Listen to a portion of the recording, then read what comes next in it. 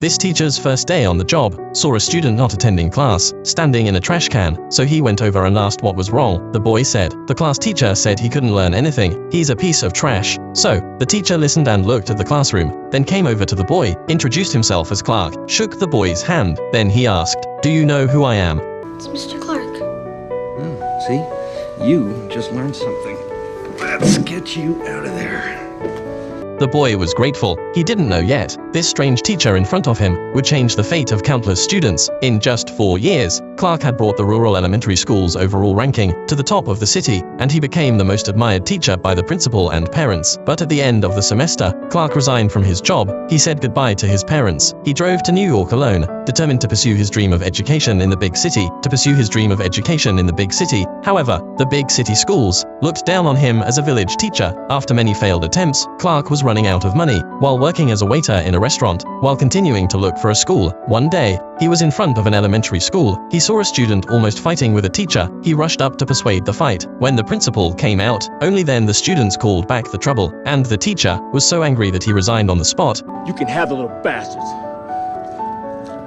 I can start right now.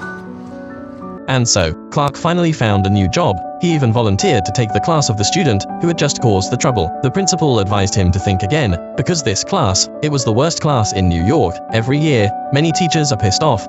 I'm your man. Clark's confidence didn't bring him luck. On the first day of class, the students gave him a hard time.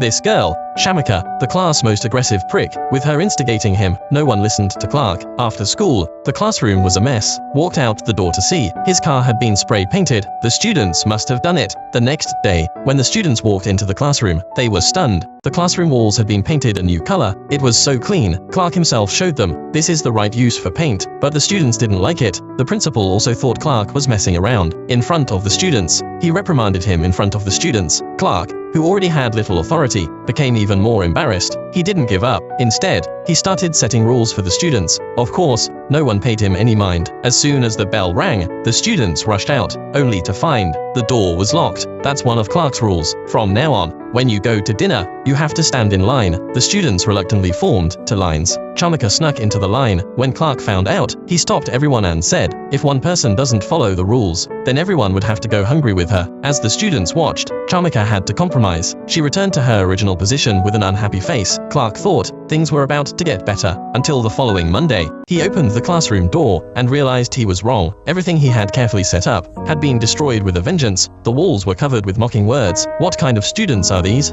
They were just a bunch of little devils. What's even more annoying is that no one admitted to his mistakes. The homework assigned last week, and no one did any of them. Shamika even turned her head proudly, chatting with his classmates. Clark finally lost control. Look at me. Go to hell! Everyone was stunned, including Clark himself. He scrambled to grab his things and fled the school. Clark found a friend he knew from his restaurant job and confided in her. He was a teacher who believed in flexible education. Today, he lost his temper with a 12-year-old student. He had never lost control like this before. With the patient reassurance of his friend, Clark calmed down. He decided to change his mind. Early the next morning, the principal found out about it. He said, I'm going to have to find you a new teacher again. But when he walked into the classroom, he saw Clark was sitting at the podium, and there were 20 cartons of milk in front of him.